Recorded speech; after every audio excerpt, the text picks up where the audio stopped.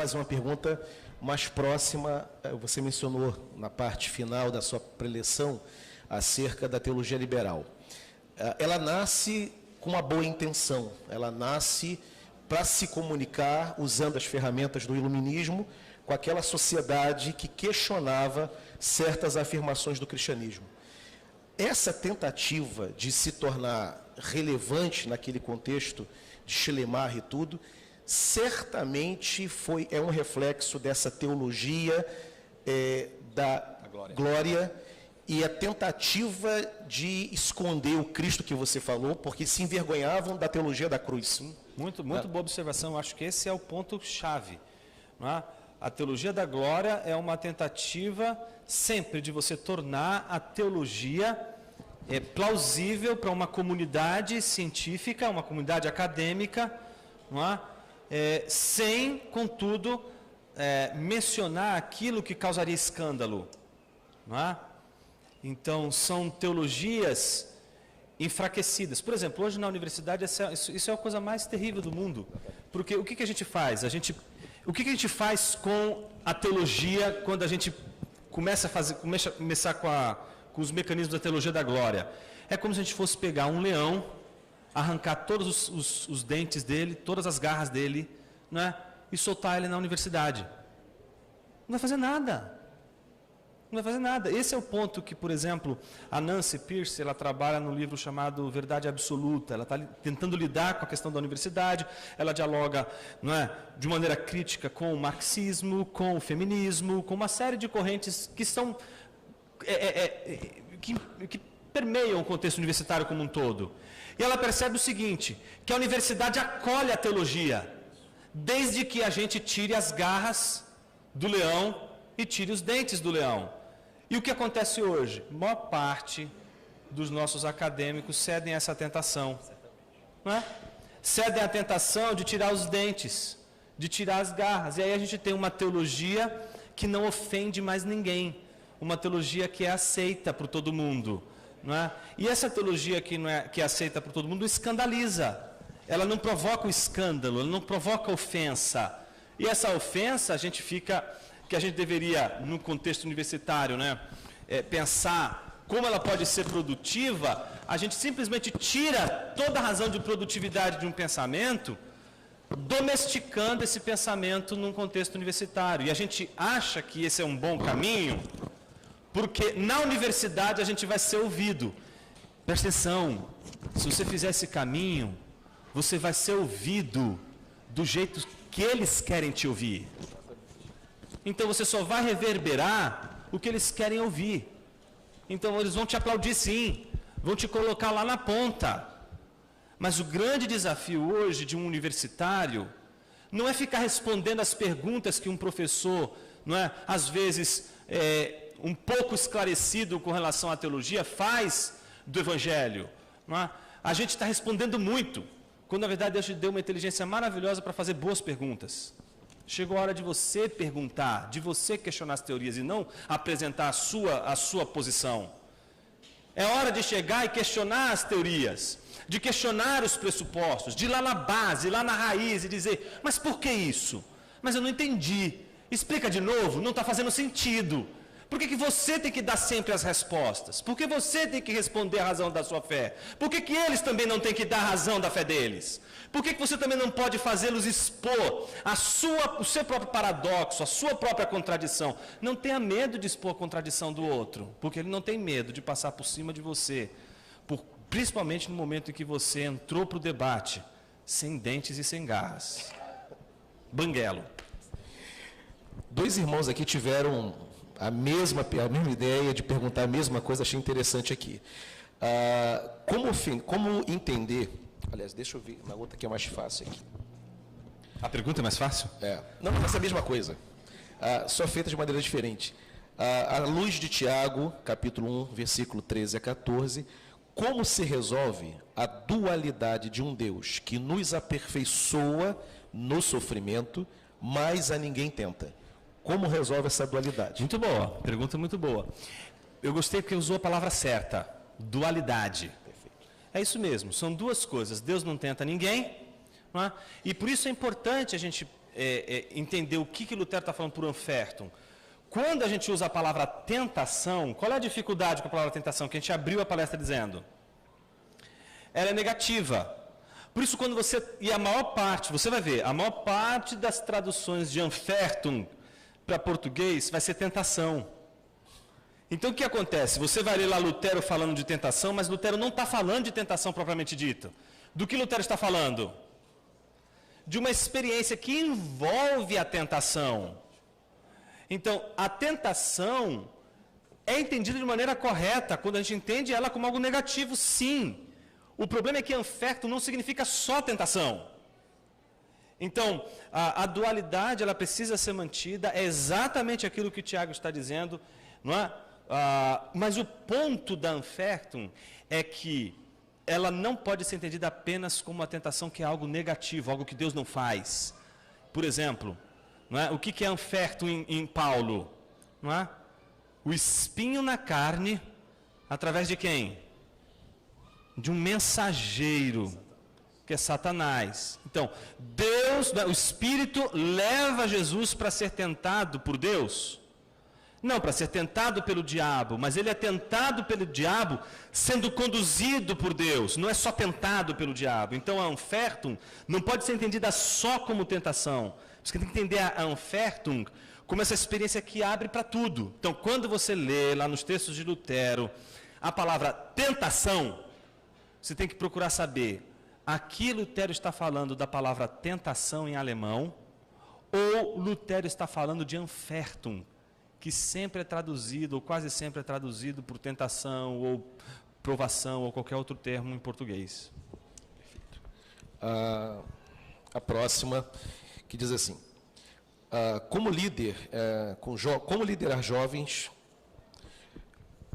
como líder de jovens cristãos universitários comprometidos em seu relacionamento com Deus, podem se posicionar num contexto político universitário.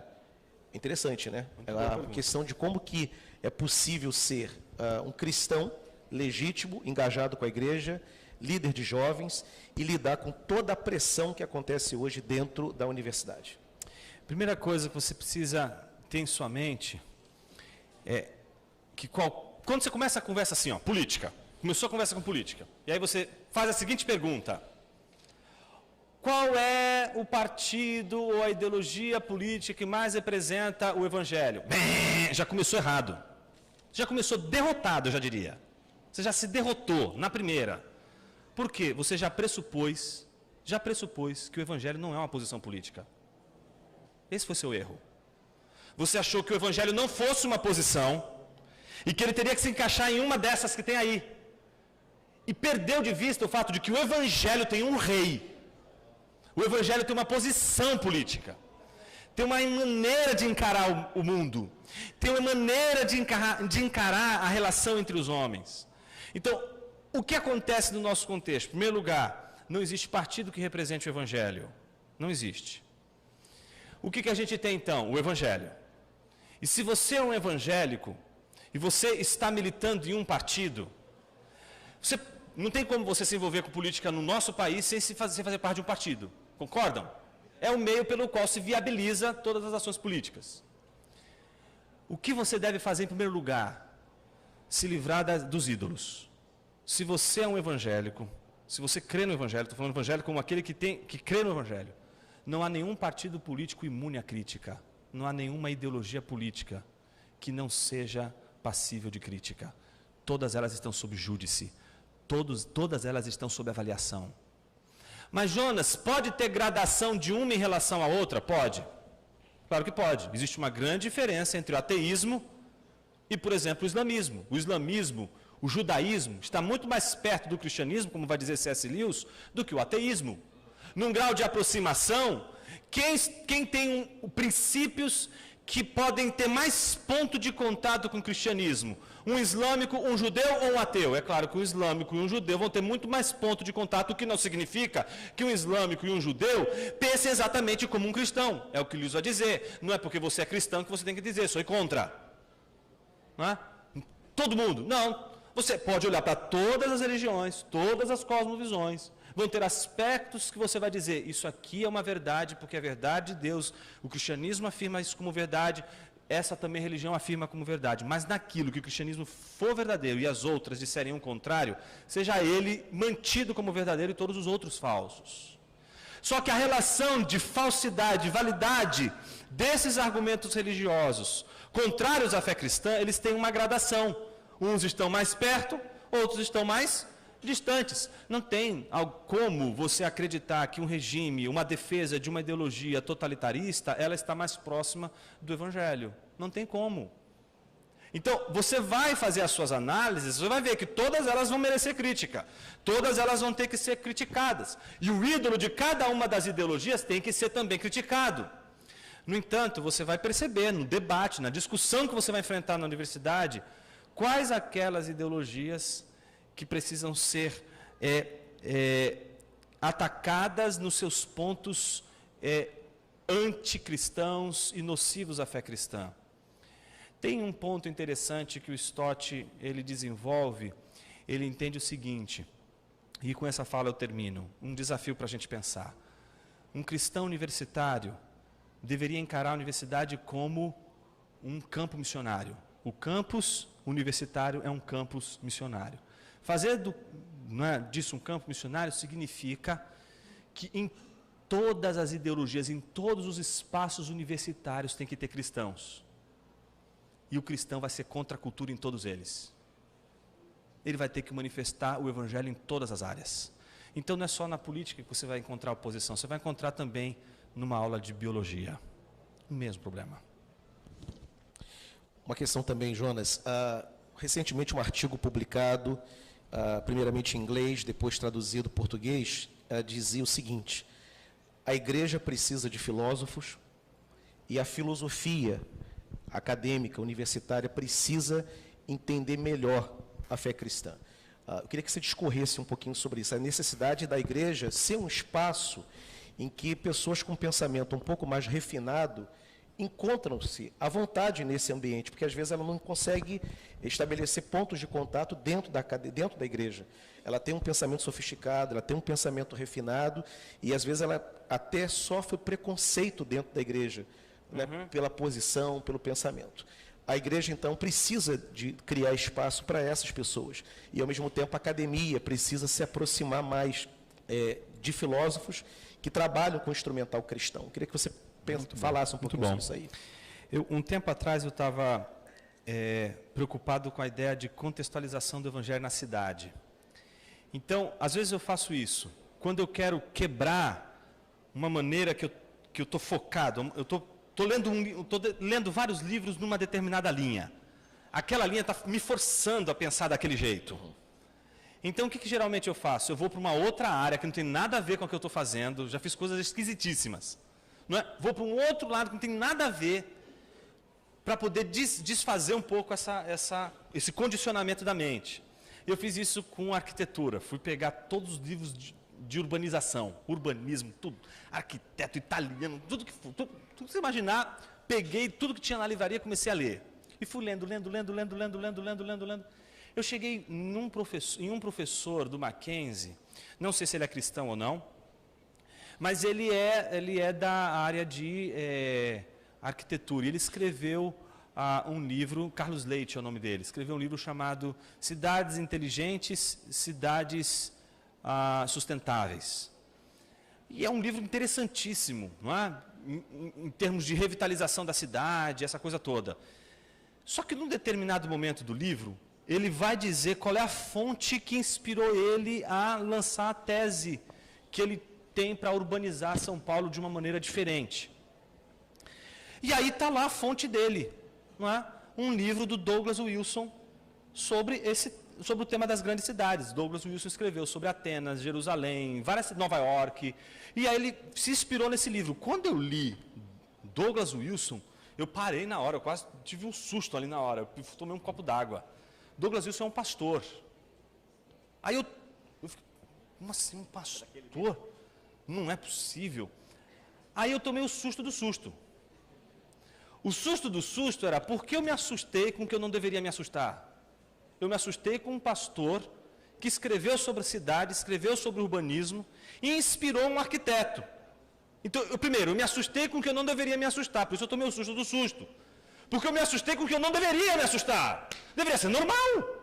Deveria ser normal os pastores, não é, de alguma forma, inspirarem as pessoas, mesmo que elas não sejam cristãs, pela maneira pela qual eles encaram o entendimento e a ciência. Um exemplo claro disso, e aí eu acho que você levanta a questão, e aí eu termino com esse ponto, com relação à filosofia. O primeiro e mais importante filósofo norte-americano foi um sujeito chamado Jonathan Edwards. Quem foi Jonathan Edwards? Foi considerado um daqueles importantes nomes do avivamento, não é? Mas pense você que ele gastou horas escrevendo sobre um tratado biológico das aranhas. O que um pastor, não é? Se fosse sobre serpente, tudo bem, né? Tem alguns irmãos na igreja ali que faz sentido, né? Sobre a arca de Noé, né? Então só tem bicho na arca, então na igreja também a mesma coisa, vai fazer alguma coisa. Mas a aranha, o que ele está pensando, o que ele está fazendo estudando as aranhas? Aparentemente, quando a gente olha um tratado como esse, a gente fala assim, puxa, mas para que ele está fazendo o que ele fez? Ele não era pastor. Além disso, pregando sermões, dando aula, fundando universidade.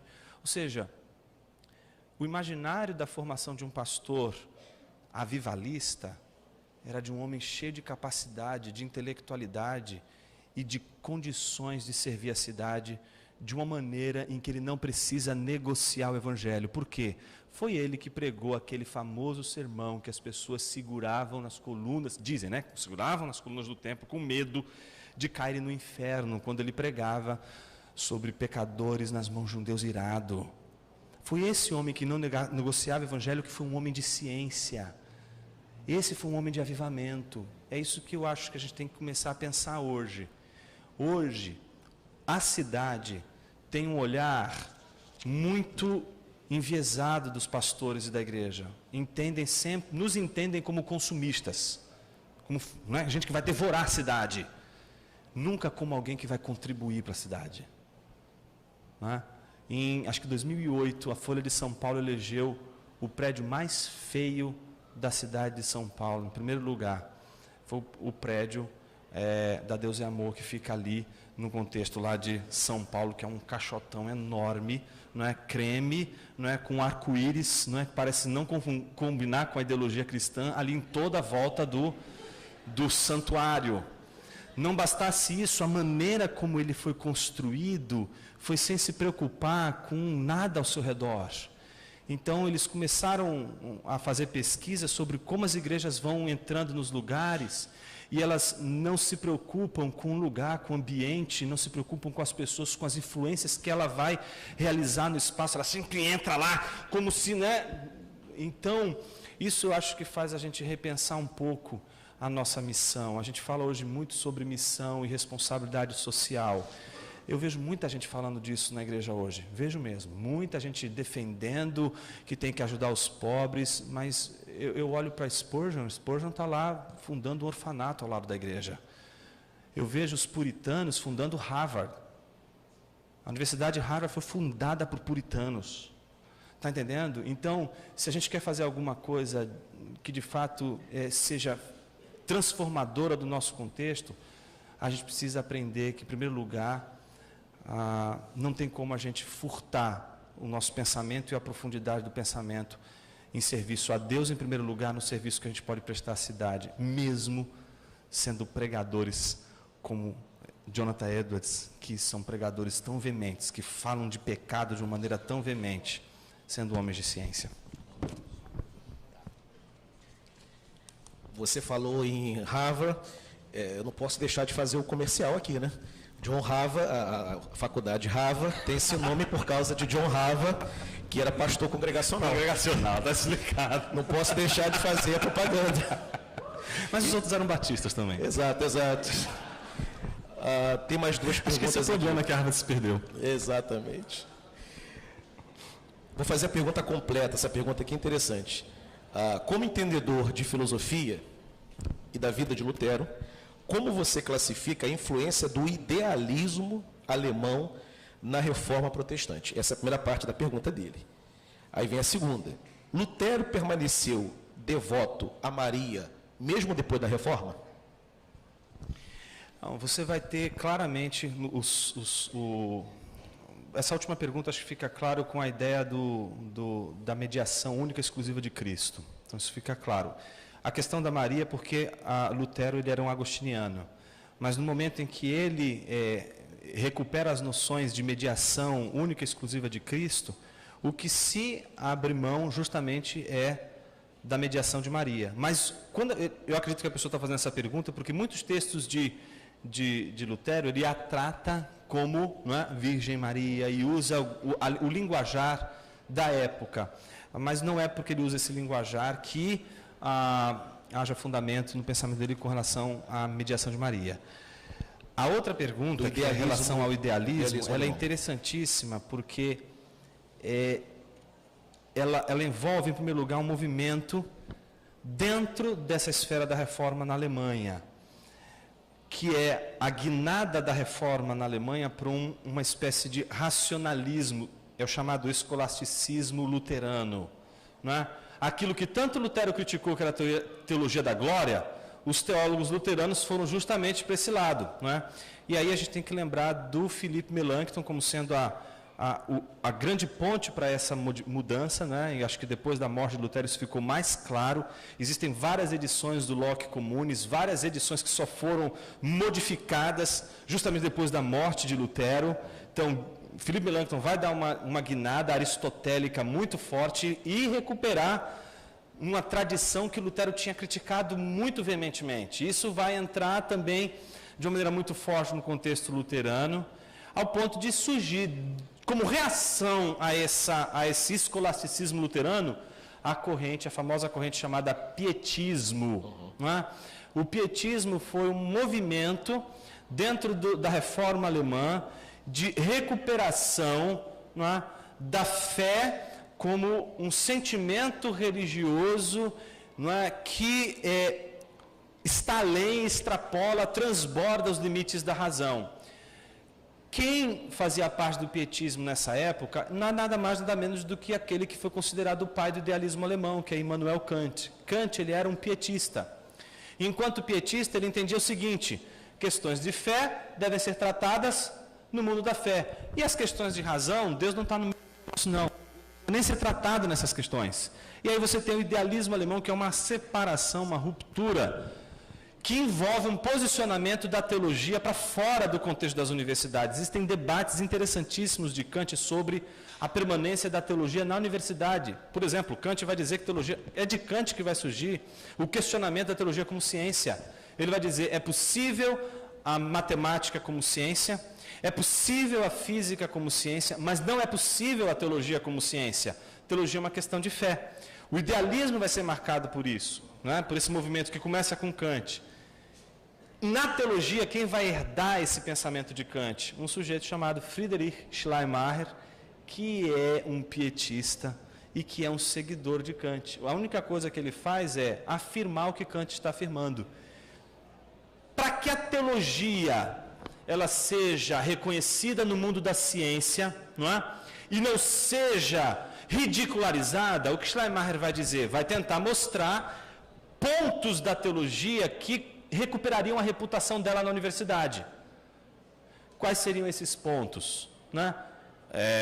Fundamentação empírica, sustentação empírica, métodos que possam ser avaliados segundo os princípios categóricos da ciência, que é espaço e tempo. Tudo isso ele vai colocar na teologia. A única coisa que um teólogo pode fazer, reduzindo a essas categorias científicas, não é Deus, mas o sentimento religioso. E aí a teologia deixou de ser ciência de Deus e ela foi reduzida à ciência dos sentimentos do homem em relação a Deus, o Gefühl, o sentimento que o homem tem de Deus, de dependência absoluta de Deus. Isso fez com que a teologia mudasse o seu padrão, e aí o padrão da teologia, na verdade, é o padrão da antropologia. Ela já não mais faz ciência de Deus, mas ela faz ciência daquilo que ela pode fazer, que não é de Deus, mas do que os homens pensam de Deus. Ela se tornou histórica, ela se tornou psicológica, ela se tornou antropológica, mas ela não se tornou mais teológica. Ela não fala mais de Deus, ela fala do que os homens pensam de Deus. Assim, A universidade poderia dizer, pode falar, a gente quer que vocês falem sobre a história da religião, história da fé, história das crenças, história das ideias religiosas, história da teologia. Então façam história, a gente quer história. Mas falar dessas coisas, de homem andando sobre as águas, nascimento virginal, isso aí é uma questão de fé, não dá para a gente tratar na universidade. Isso foi o que aconteceu com a teologia liberal. A teologia liberal é esse movimento, né, de uma teologia que tinha garras e que agora não tem mais garras. Ela não fere ninguém na universidade, ela não agride ninguém, ela não escandaliza ninguém, ela é até aplaudida, mas ela é aplaudida, né, como a louca da casa. Sabe a louca da casa? Tem que ficar lá escondida no sótão. Você entra lá na USP, está lá, né? Todo mundo estudando filosofia, por exemplo, filosofia medieval. Filosofia medieval sem Deus, sem teologia, né? Discussão sobre a tese de doutorado. O cara vai estudar Tomás de Aquino, né? E a obra que ele vai estudar Tomás de Aquino é Suma de Teologia. Mas não pode ter teologia no seu tratado de teologia, porque você é um curso de filosofia. Ué, mas como é que eu vou fazer com o nome da obra, que é Suma de Teologia? Não, isso aí é a obra. Aí você entra lá na biblioteca, livros e livros e livros de teologia, de filosofia, mas ela tem que ficar calada. Ela fica no sótão. Para ela sair do sótão, como é que você tira a louca do sótão? Para você tirar a louca do sótão, você tem que pôr camisa de força. E a camisa de força hoje são os cursos de ciência da religião. É como a teologia pode ser aceita na universidade. Óbvio que eu não estou criticando com isso a possibilidade de a gente fazer um doutorado em ciências da religião, mas a gente tem que saber que o que a universidade disse para a gente é teologia não. Mas ciência, sim. Ciência da religião pode, teologia não.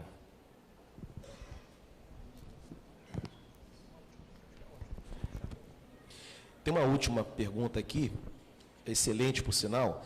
Eu vou começar com a afirmação que o irmão faz e depois seguir com a pergunta.